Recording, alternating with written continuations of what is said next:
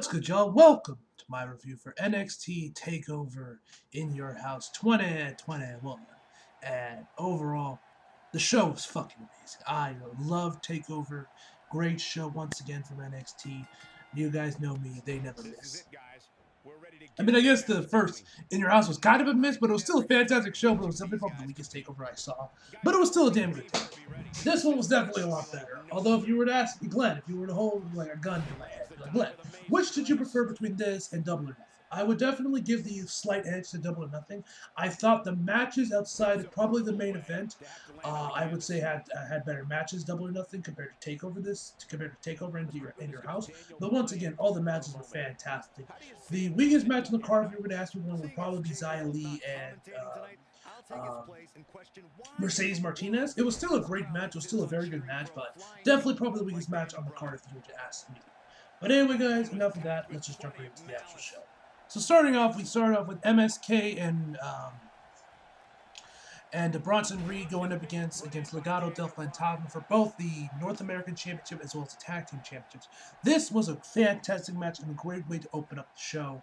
And of course, MSK and Bronson Reed retained their championships, but this match was fucking awesome.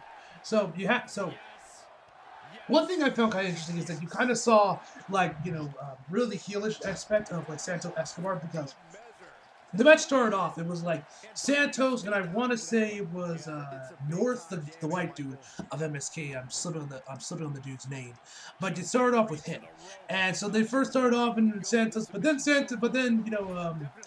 white dude from MSK is like looking over at Bronson Reed, and and Santos is like, no, and he's like, tell him, like, yo, let's fight, like, let us fight, and Nash Carter, that was his name, Nash Carter. So he's like, no, fight me, and then he just like tags and Bronson. So there's like, and then Santos is just like, okay, and he tags it. I think it was Raquel.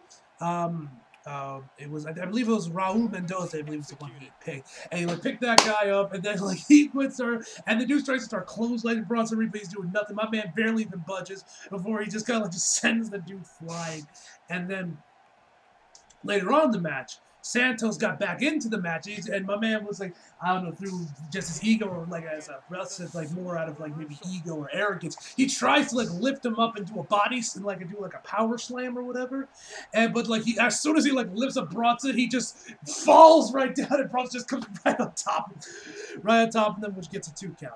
Then later, he crawls over and grabs Joaquin Wildhead and just tags him out and tells him to get in. That was pretty funny. But we did see this somewhat idea of this kind of thing kind of work later on in the match, where Bronson, after he like takes out the rest of the members of El Legado del Fantasma, where he goes in there and Bronson tells him, like, yo, come in here. He's like telling Santos Escobar to come inside the ring, get into this match. And he like puts his foot out there like he's about to go in. The ref tells him to stop. Wait for the tag. But one of the other guys goes in there and hits Bronson Reed on the back of his knee, which then Santos Escobar gets in there and capitalizes, of course. So you have that, but then for most of the first half of the match, that's when MSK and Bronson Reed were leading in. And like they even had like this one part where like both members of MSK grabbed one of the members of Legado felt Fantasma. They both like grabbed him by his arms, just like lifting him, and Bronson Reed just hits a senton right on top of this poor dude. That must have sucked.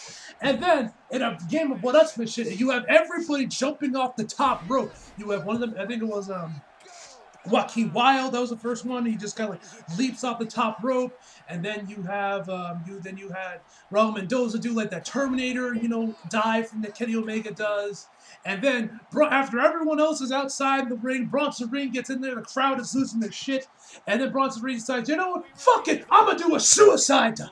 And he does that and nails everybody. And then, of course, the crowd loses their shit. My man's just like pounding against the maxi glass or whatever. And you're like, yeah, getting all hyped up and shit. Richard, you could not pay me to take that spot, but hey. Anyway, so then as the match continues on, Legado del Fantasma does start to take over and take the advantage. But then, later on, the momentum starts to shift again, and then we see Santos Escobar come in there. He like goes over to like the back to like where like the champ to like where the timekeepers area, and he like grabs the North American chair. He's just looking at it, and my man looks like he's like, trying to go fucking Super Saiyan. So he's like, ah, ah, ah! He's like screaming. I'm like, man, what the hell are you screaming about? And then when he like kind of like looks around, out comes Bronson Reed, who yeets this man right into the shadow realm. He like goes him right through the barricade, and my man is dead. He yeeted that man to the shadow. So then they get like one of the other members of the Legado MSK hits their finisher. Then Bronson Reed gets on the top rope, hits the tsunami splash for the 1-2-3. A fantastic match, and that was in a great way, like I said before, to open the show. That match was amazing. That match was awesome. That match I really enjoyed. That was a great tag team match for the opening. So then next up we had Xia Li versus Mercedes Martinez. So like I said before, this was a pretty good match, but like I said, this was definitely the weakest match on the card. So for most of the early part of the match, Xia Li was mostly the one taking over this match. First off, her entrance was great too, and the whole thing with like swinging around the sword and everything looked really cool. But anyway, as I was saying, the match started off. Xia Li was predominantly the one in the offense, doing her thing with the kicks and everything, and like putting Mercedes attacking like her rib section, and like grabbing Mercedes, like bending her over the ring post, and doing the whole thing. But the momentum started to shift when she like hit her shin against the post, which I'm sure had to suck. So hits her like against the shin, she gets back in there, then that's when she starts to take over the match. But eventually like Boa like takes her out of the ring, and then Mercedes and Boa have this like face, and she's like, "Oh, you want a piece of me? You want some of this?" And Boa's just like saying some shit in Chinese, and she just moved out of the way, and what happened was she like hit like this running knee, and and Xia sold this thing like she's a Looney Tunes character, like she was legit like spinning in place for like a hot second before she fell down to the ground, which was also kind of cool looking, also, to be fair. So then Boa grabbed her out there, like, they have the full face off, she pushes her aside, and then just kind of like throws her overhead. Mercedes does to Xia, just throws her overhead, sending her back crashing to the floor. But anyway, we end the match off with Xia hitting a kick on Mercedes Martinez to get the 3 count. So after the match, then Boa grabs a steel chair, hands it to Xia, and she's about to like beat her with a steel chair. Mercedes hits her in her injured shin, grabs the chair, starts beating up Xia Li. Her and Zaja or whatever that dude, the leader, the dude that we see over there at like the end, at the beginning of the ramp or whatever, that's just sitting there in his chair. He ends up, or she or whatever, stands up, and then her and Mercedes have this little face off. But then she just grabs Mercedes by the face and just yeets her into the barricade. So overall, like I said, good match, but like I said, it was probably the weakest match in the card, but still a very good match nonetheless. Next up, then we also had like this little promo between Tommaso Ciampa and Timothy Thatcher with their Tornado tag team match against the grizzled young veterans to be recognized. I fucking love the grizzled young veterans, man. But yeah, so they had like their whole promo, just setting up their match for, I believe, NXT this week. I might be wrong, but I'm pretty sure this is gonna be happening for NXT this week. Surprised the match wasn't just on Takeover. Though I thought it was gonna be on Takeover, but it is not. Anyway, so that was cool. Next up, we have the ladder match for the $1 Million Championship, or the $1 Million Legacy rather, between LA Knight and Cameron Grimes to the moon. So yeah, now this match was awesome. I love this. This is a fantastic ladder match. So you had both those guys who made their entrance. You had Ted DiBiase coming with the $1 Million Championship. You had a briefcase and everything. Put it up on like the thing and like set it up to the top of the ring, or set it up to like the roof for them to grab the ladders and everything. So the match starts off, they do, of course, they do the ladder spots and everything. Cameron Grimes was like doing a lot of crazy shit. So first off, they had like this little jousting match where both these two, where each man had like a ladder in their own hands, and they were just hitting each other with the ladders to see who would let go first. Which Cameron was just like shaking his hands and be like, from like the metals clanking or whatever. So, but then later on in the match, you have Cameron gets sent to like right into like those rigs or whatever, those like steel posts they have by the commentary table on the outside. Like he was like Cameron Grimes was like thrown into that. He like climbs up there and fall and like lands right on top and does like a splash onto like LA Knight. That was pretty cool.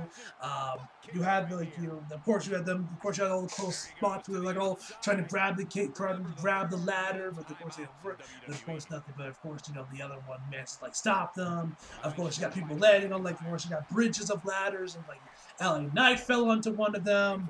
Your typical spots. But then we get to around the end of the match where Cameron's in the ring. LA Knight, I think, is on the outside. He's like leaning against like one of the corners. He's like looks over at the briefcase. He just screams, "Tear that move!"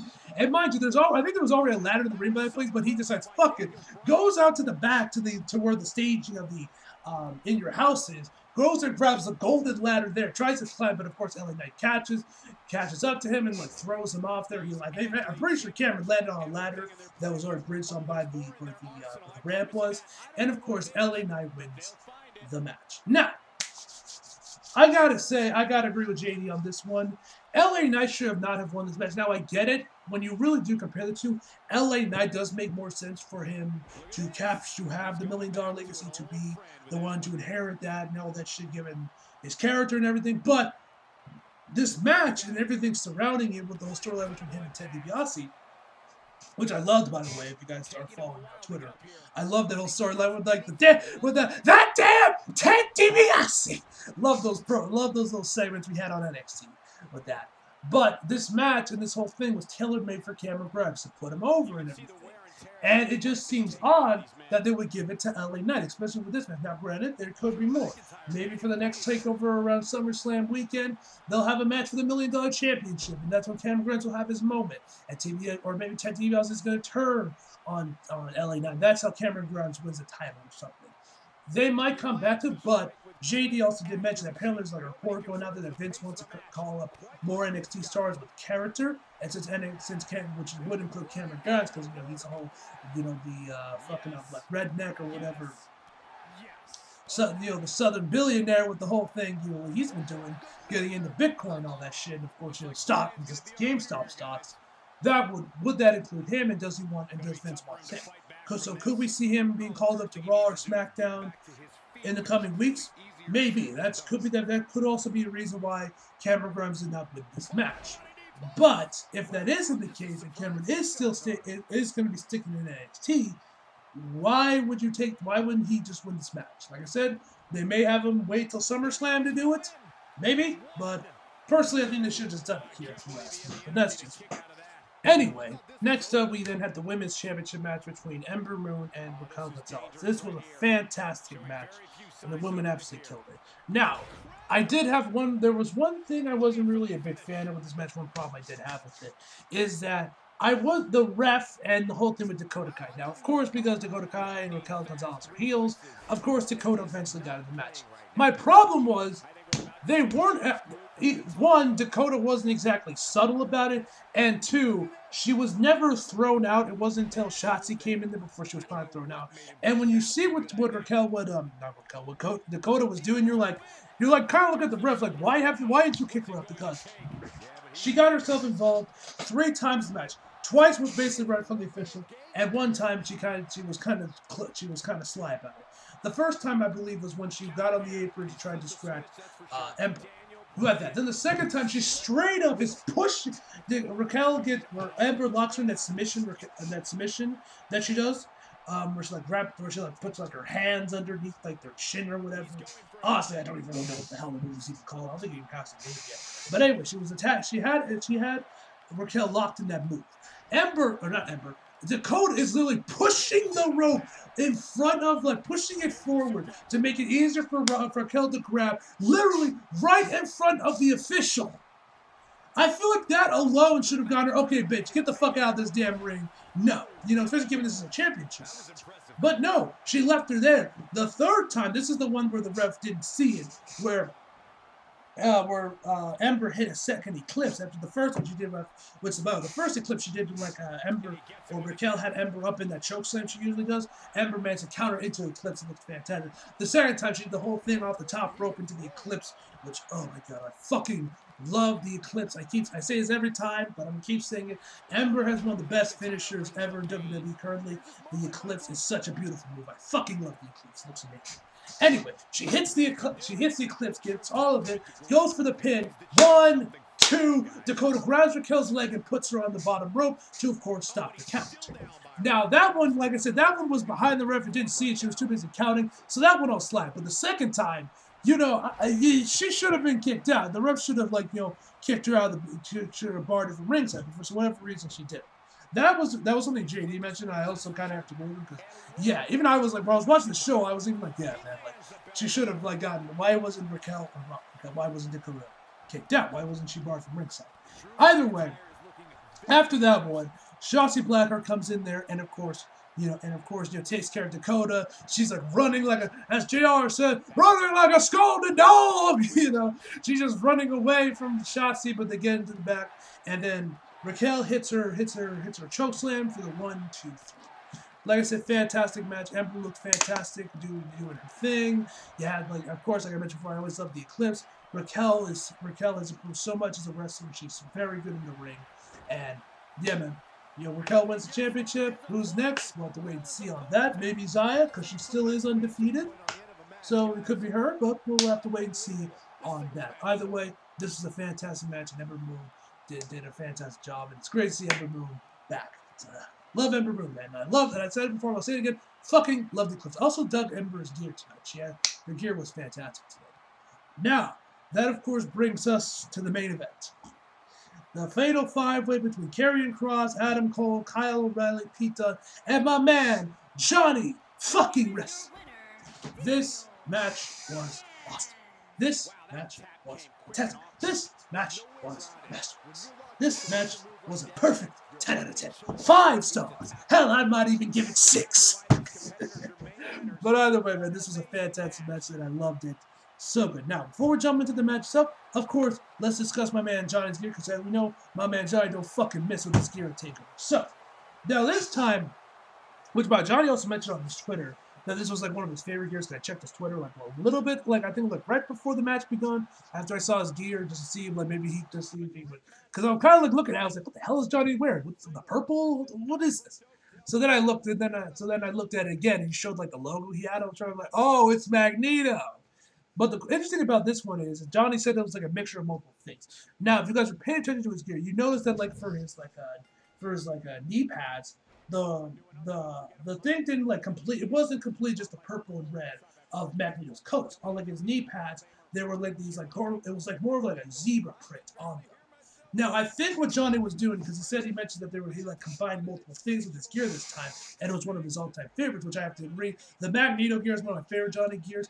I would put this in my top 3, but definitely not better than the Captain Marvel. That's my all-time favorite Johnny's gear. I love the Captain Marvel gear.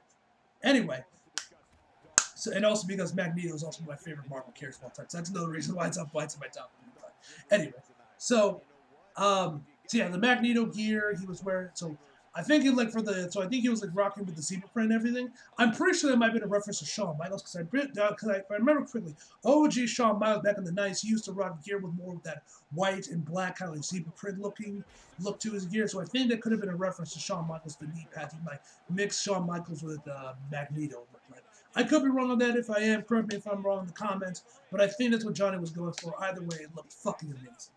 And yo, I gotta say, can we all agree that Johnny was the fucking MVP of this match? Like, my man was fucking everywhere. He was doing his thing, man. Low-key, he was out working everybody in this match. My man Johnny proved you once again why he is Johnny fucking Wrestling.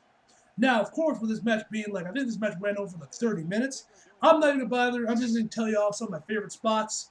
A lot of them revolving around Johnny, obviously. And we'll just go for it, because this match was fucking amazing, man. So, like, of course, with this time match, everyone, of course, eventually got their licks in. You got Pete Dunne having his spots, Kyle O'Reilly, Adam Cole, everyone had their spots. But, like, with Johnny, like I said, for the man was looking MVP. So you had, like, him and Pete Dunne, like, yeeting Karrion Kross into the door, front door on the stage, and Karrion Kross was getting a lot of rest this match. There were a lot of spots where they yeeted Karrion Kross somewhere, and the man was just kind of wrestling for 5 minutes while Kyle O'Reilly, Pete Dunne, and Johnny and Adam all just facing up against each other. But you had that. You had Johnny, of course, going against Karrion Kross, which of course didn't really end well. But then you actually had ridiculous spots where Johnny just hits a suicide dive on Kyle O'Reilly, then a senton onto Karrion Kross from the steel step. Then, this is all in one motion, by the way. Then runs back into the ring, hits another suicide dive, Pete Dunne, and turns into a tornado DDT. Once I saw that ridiculous spot, I tweeted, Johnny motherfucking wrestling in all caps. And Johnny showed you how great he is. Then you had him and Adam Cole going at it, where Johnny went for the slingshot spear, but Adam Cole hit him with a super kick. And then he went for the Panama Sandbag, but Johnny managed to counter it. Then you had fucking Johnny and Adam Cole, I think it was Johnny and Pete Dunne. Might have been Adam. Yeah, where Johnny hit Pete Dunne with the reverse Rana, but Adam Cole hit him with a super kick at the same time before he hit the reverse Rana. Then he hit a super kick onto Kyle O'Reilly, it was on Adam Cole. Kyle O'Reilly hits him with the suplex, and then while Kyle was propped up for the pin, Johnny goes in there and hits him with the double stomp. Fucking amazing. Like I said, for my man Johnny was the MVP of this match. He was absolutely fucking killed. Then you also had Pete Dunne doing that backflip thing off the top rope thing that I think Daniel Bryan used to do when he makes his comeback thing. He did that, but he gets a stereo super kicks from Adam Cole and Johnny Gargano. That was cool. You had Adam Cole and Kyle O'Reilly work together and powerbomb Karrion Kross into the announce table, which of course the thing didn't break. And I think there was actually some Shield chants I could hear. Someone just screamed out, "Ooh!" in the crowd, which of course someone robbed the Shield with that, because it was very Shield, that's to be fair. So you had that. You had Karrion Kross decide, fuck it, I want to take a trip down to Suplex City. And he just started hitting everyone with German suplexes, Saitos and shit. It was absolute fucking madness. Adam Cole did, had a thing with the Panama Sunrises in the last run and the, last shots and everything. Oh, man, it was absolute fucking lunacy. But eventually, Adam Cole, or Kyle O'Reilly hits Adam Cole with the heel hook. A heel hook or whatever that move is. Then Karrion Kross locks in that straight jacket submission, or I forget what it was called, the straight jacket or whatever. Hits that sleeper hold, but eventually, by the way, what he's doing is Kyle still has that heel hook locked in, and he ain't moving. So Adam Cole's, of course, selling you is he gonna tap? Is he not? And I'm watching this Barb, yo, if Adam taps, who wins the match? Is Kyle gonna become champion, or Karrion Kross with the match because he has his own submission on Kyle O'Reilly? But of course, we didn't find out because Kyle eventually let go of the hold and eventually passed out. And of course, Karrion Kross is now still your NXT champion. Now, this of course begs the question: with Karrion Kross going through the entire main event scene of NXT, who was left? Now, JD mentioned that they could just relinquish Karrion Kross to the title, because we saw at the end of the show where William Regal said there's going to be some major changes going on. Which, by the way, it also looked like William Regal was kind of crying a little bit. It looked like there was some tears falling down, judging from the lighting and everything. Now, I don't know if any of y'all picked up on that, but it looked like my man William Regal was tearing. That's why I tweeted out that I thought he was going to leave NXT. Jay he doesn't think he will. He thinks he's just going to relinquish Karrion Kross in the championship, or just trade him to the main roster. Which both of those options are very valid. But when I saw Kyle, where it looked like William Regal was kind of crying a little bit, I thought, was he gonna relinquish his duties? Is he gonna stop being the GM for NXT? What's gonna go on with that? But yeah, so yeah, you could go with Walter. Maybe have Walter have both the NXT champion and the UK championship. I can see that working, or they might just do what they did with Asuka, and he just relinquishes the championship without getting pinned, or they strip him the championship, or they trade him to the main roster. Either way, there's probably a 90% chance Karrion Kross will leave NXT without a loss. He'll probably leave undefeated on NXT and just having to relinquish the championship. A lot of things to consider. We'll have to find out in the coming weeks of NXT and what's going to happen with that. But yeah, guys, overall, I'm going to give NXT Takeover in Your House 2021 a 10 out of fucking 10. I'm not going to, now, no lie though, a lot of that comes from the main event. It was just that damn good. So I'm going to give it the 10. Because fuck, man, that main event was fucking awesome, man. And Johnny fucking killed it, man. He was absolutely amazing. Oh, Pete Dunne, of course, did the joint manipulation thing on Karrion Kross, which was pretty cool as well. That was crazy. And also, John, a couple things. Karrion Kross was straight up abusing Johnny. Like, he, grabs him by his head and just, throws him into, the apron onto the apron. Then he, puts him up. Then he just does a tornado fucking F5 on Johnny. My man Johnny was getting abused by Karrion Kross this match, man. But shout out to Johnny, man. Fantastic. The dude absolutely killed it tonight. And once again proves why he's Johnny fucking Wrestling and Johnny fucking Takeover. Anyway, guys, I've rambled on long enough. Tell me down below what you guys thought of NXT Takeover. Did you love it? Did you hate it? What do you think is going to happen with Karrion Kross and William Regal? Leave it all down below in the comments, guys. And hope you guys enjoyed the video. Like if you did, subscribe if you're new. Follow me on Instagram and Twitter. Flag the links down in the description box below. And as always, come back for more. See you guys next time. Oh, and one last thing. I almost forgot to talk about this one spot because this was another problem I had with the show. This is kind of like, okay, come on, this is just... So I almost forgot to mention this. I can't believe I forgot. But anyway, so you guys mentioned, remember I mentioned earlier how it was kind of like, yo, what the hell's up with this ref and not getting rid of Dakota Kai? That wasn't the only kind of head scratching kind of what the fuck spot. There was also another one where Adam Cole, I think he hit the Panama Sunrise with the last shot. Then when he goes for the pin, I believe it was on Kyle O'Reilly, it might have been on Johnny. The way this man pins, he's literally his legs are literally right in front of the ropes. And the way he's pinned, he's lounging he's chilling on the beach. And it looks, and as soon as I saw him, oh, gee, I wonder who's gonna pull his legs. And it ended up being Pete Dunne pulling him away to break the pin. And like I said, that was the only problem I had with the match was just that one spot. I almost completely forgot to mention it. Don't know how it was, but I ended up remembering at the last second. But anyway, guys, I had to bring up that spot because I did have that because that was something that did irk me. That kind of irked me a little bit when I was watching the match. I was like, okay, come on now, now you're just being too obvious, you know? Come on, at least try to be a little bit more subtle. This was just way too obvious that this pin was going to get broken up. But anyway, guys, I had to bring that up because that was a problem. Because that was one thing I forgot to mention. I did have a problem with the match. But yeah. Anyway, guys, see you next time.